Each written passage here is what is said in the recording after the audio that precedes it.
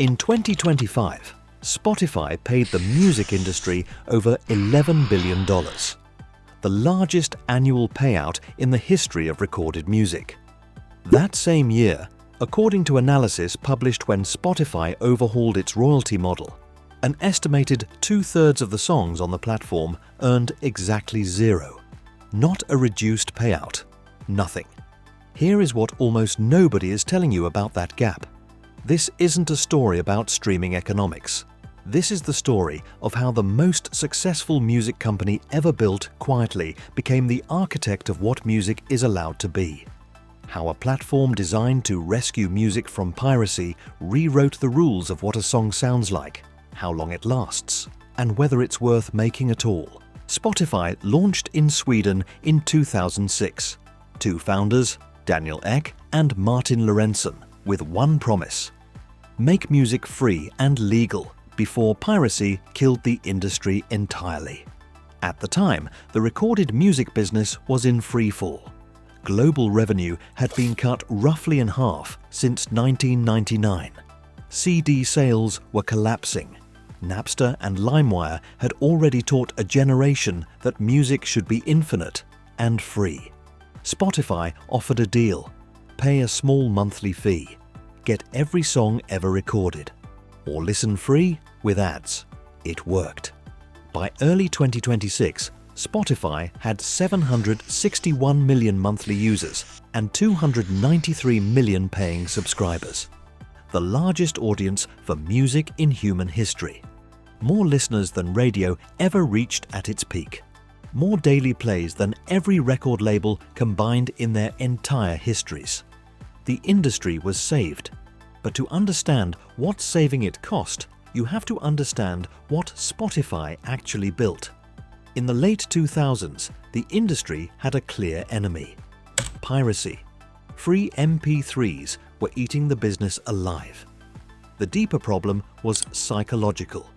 Listeners had learned to expect that music should be free, unlimited, on demand. You couldn't go back to selling them albums. You had to find a way to charge them for access and make access feel infinite. That was the puzzle. Spotify's solution was simple, and it was a gamble. Pool all the money from every subscriber. Pool all the money from every ad. Divide it among artists, based on how often their songs are played. It wasn't a record store. It wasn't a radio. It was something new. A single global pot of money and a competition for streams. The bet was that listeners would pay for convenience, that artists would accept a smaller per-stream payout in exchange for global reach, that an algorithm could match the right song to the right person at the right moment. Spotify won the bet. Everyone else inherited the consequences. The mechanics matter. A stream only counts as a stream after 30 seconds of listening. Skip before then, and the artist gets nothing. Listen past it, and the artist earns somewhere between 0.3 and 0.5 of a cent per stream. That single rule changed songwriting. If you're a producer and your livelihood depends on a 30-second hook landing, you cut the intro, you cut the slow build, you front-load the chorus. You make sure that within 20 seconds, the listener has a reason to stay. But the algorithm didn't stop there. Spotify's recommendation engine doesn't reward great songs. It rewards songs that don't get skipped. Songs that sit comfortably inside a playlist. Songs that match a mood. Focus, sleep, chill, sad, study, gym. So music adapted. Producers call it Spotify Core, their term for music engineered specifically to survive the platform's filters. Soft intros, atmospheric pads, slight emotional ambiguity, a vibe more than a statement. And a new gatekeeper appeared. Spotify's in-house editorial team. Get a placement on today's top hits or rap caviar, and a song could rack up millions of plays overnight. Miss those playlists, and a song could disappear before anyone heard it. The radio DJ was replaced. The label A&R was replaced. A handful of editors in Stockholm and New York now decided what tens of millions of people heard each week. But the album died too. Not literally, functionally. In 1999, the average music listener owned an album they had chosen. By 2024, the average Spotify listener spent more time inside algorithmic playlists than albums. Artists adapted. Albums got broken into singles, released one at a time, spaced out for maximum algorithmic momentum. Some artists started splitting one song into 2 shorter tracks to multiply their stream counts. The release strategy became more important than the music. Music stopped being a record. It became a stream. For listeners, the reaction was euphoric. 40 million songs for under $11 a month. It felt like magic. But for independent artists, the reaction was different. In April 2024, Spotify quietly changed its royalty model. From that month forward, any song that did not reach 1,000 streams in a rolling 12 months would earn 0. Not a small payout. 0. By industry estimates reported at the time, that single change affected nearly 2/3 of the songs on the platform. Spotify said it would reroute roughly $40 million a year away from songs nobody listened to towards songs that did. The company called it modernization. Critics called it something else. They called it a regressive tax, a redistribution from the bottom of the catalogue to the top.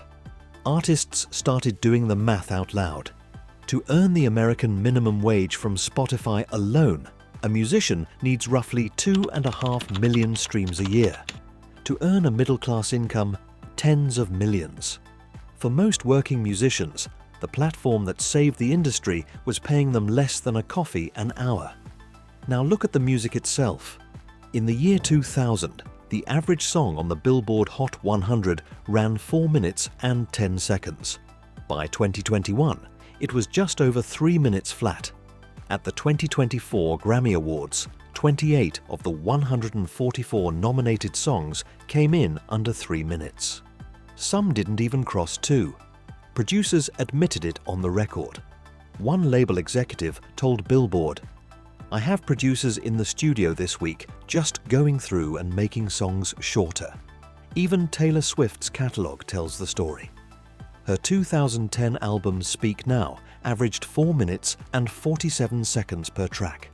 Her 2019 album Lover, 3 minutes and 26 seconds. The intros disappeared first, then the bridges, then the outros. What's left is the hook, and the hook, and the hook.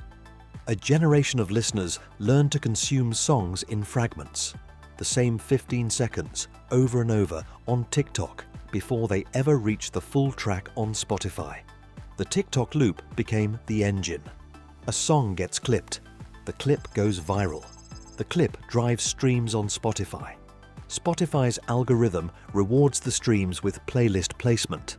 The placement drives more streams.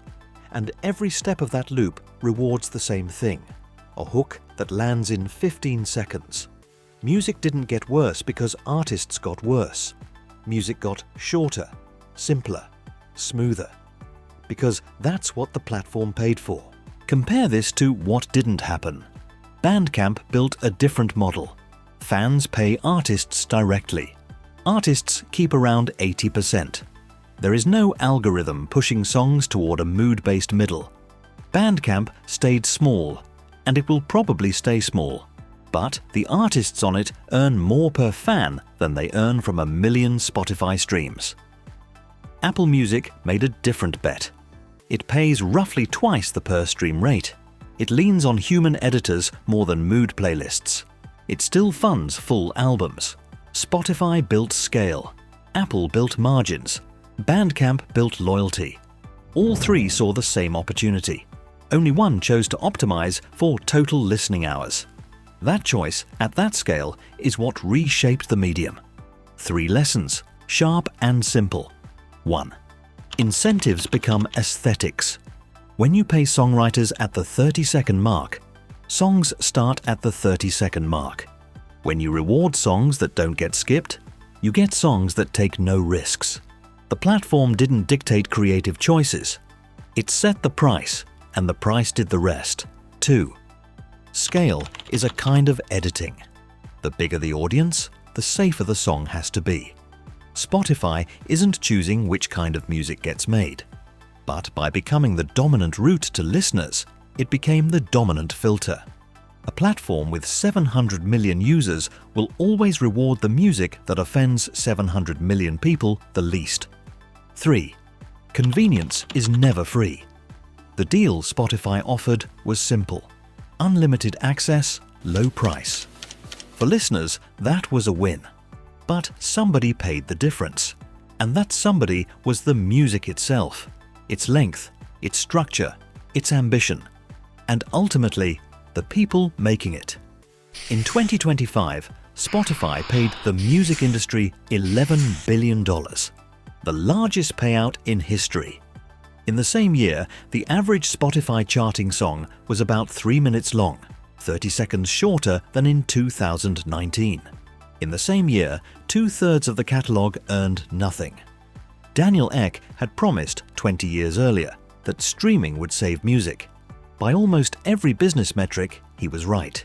Spotify is profitable. Artists no longer compete with piracy. Listeners have access no previous generation could imagine. But the music itself, the songs people once stayed up to memorize, the albums they argued about, the records they passed between friends like they meant something, that music is harder to find now. It still exists. It's just buried under 1,000 mood playlists. Spotify didn't ruin music. It did something stranger. It turned music into something you don't have to choose, something you don't have to remember, something you don't even have to hear. It turned music into background. And once you do that, you can scale forever. 800 million users, 1 billion, 12 billion in payouts, 20. The numbers keep going up. It's just the music that keeps getting smaller.